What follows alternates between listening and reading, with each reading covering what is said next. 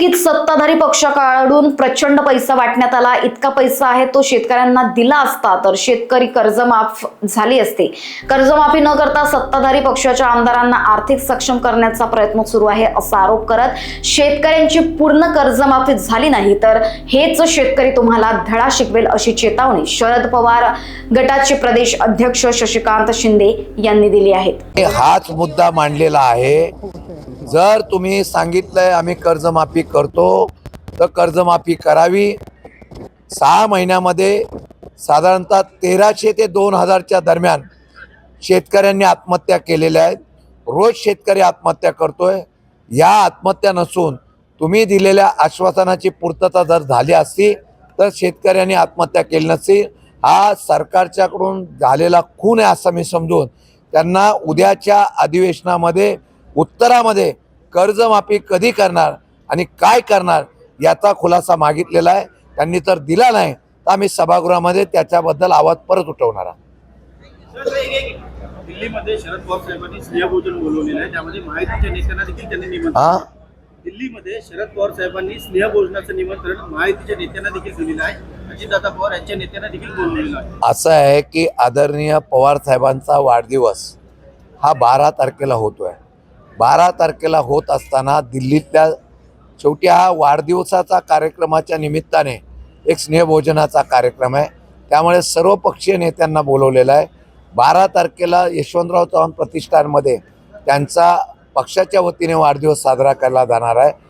85 वर्ष पूर्ण झाल्यानंतर त्या नेत्याचे अनेक असलेल्या पक्षाच्या असलेल्या नेत्यांबरोबर त्यांचा संबंध आहे, त्याचा एक कार्यक्रम हा आहे। त्याला काही वेगळ्या प्रकारचं राजकीय वलय नाही, त्याचा वेगळा अर्थ लावू नये। आज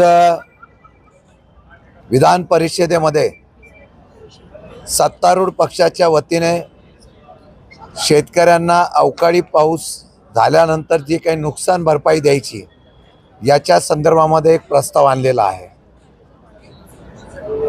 केंद्र सरकार आणि राज्य सरकारने शेतकऱ्यांना कशी भरीव मदत केली त्याबद्दल या सरकारचा चांगल्या कामगिरीबद्दलचा उल्लेख या ठिकाणी 260 अन्वये केलेला आहे।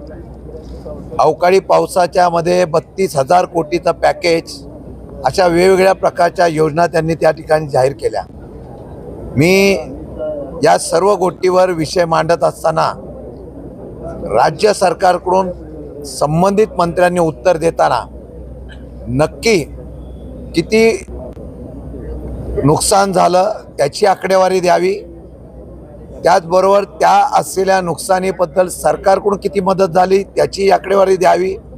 गोल गोल उत्तर देऊ नये अशा प्रकारची मागणी केली। ती करत असताना आमची मागणी अशी आहे की केंद्राचेच मंत्री म्हणत आहेत की आमच्याकडे प्रस्ताव आलेला नाही, तरीसुद्धा केंद्राकडून इतकी मदत जाहीर झाली, हे जर अशा प्रकारे उल्लेख होत असेल तर ही फसवेगिरी आहे। मी त्यांना इशारा दिलेला आहे की उद्याच्या या असलेल्या अधिवेशनाच्या उत्तरामध्ये संपूर्ण शेतकऱ्यांची कर्जमाफी झाली पाहिजे अशा प्रकारचा उल्लेख करावा। तो जर केला नाही तर येत्या निवडणुकीला हाच शेतकरी तुम्ही वेगवेगळ्या प्रकारच्या योजना सरकारी तिजोरीतून आणताय। एखाद्या कर्ज वाढलं तरी हरकत नाही, पण शेतकऱ्यांची पूर्ण कर्जमाफी करावी अशा प्रकारची इशारा दिला। नाही झाला तर निवडणुकीला येत्या हाच शेतकरी तुम्हाला उद्ध्वस्त केल्याशिवाय राहणार नाही असा प्रकारचा इशारा दिलाय। दुसरा विषय जो आहे सिडकोने ज्याप्रमाणे मागच्या वेळेला पंतप्रधान आवास योजनेच्या माध्यमातून नवी मुंबई परिसरामध्ये LIG आणि EWS मधून ज्या योजना जाहीर केलेल्या आहेत त्यांच्या योजनेच्या माध्यमातून सामान्य लोकांना परवडेल अशा प्रकारचं घर देऊ अशा प्रकारची मागणी केली होती। या सदनामध्ये मी सातत्याने हा आवाज उठवल्यानंतर आज संबंधित उपमुख्यमंत्र्यांच्या समोर ही बैठक झाली। त्या बैठकीमध्ये सिडकोनी योजनेतून पैसा कमवण्यापेक्षा असलेल्या सामान्य गरीब लोकांना या योजनेचा लाभ व्हावा म्हणून दर कमी करावा अशा प्रकारची मागणी केलेली आहे। त्यामध्ये 1 लाख लोकांना घर देण्याच्या बाबतीमधला ती योजना आहे। त्यामध्ये बाजार मूल्यांकन बरोबर ती दर देण्याच्या बाबतीमधला हरकत आम्ही घेतलेली आहे. येत्या काही दिवसामध्ये त्याच्यावर निर्णय घेऊ आणि दर कमी करू अशा प्रकारचं आश्वासन या राज्याचे उपमुख्यमंत्री नगरविकास मंत्री एकनाथजी शिंदे साहेब यांनी दिलेला आहे, याचा आपल्याला उल्लेख करतो. लोकवाहिनी मीडियाकरिता अविनाश तोतडे, नागपूर.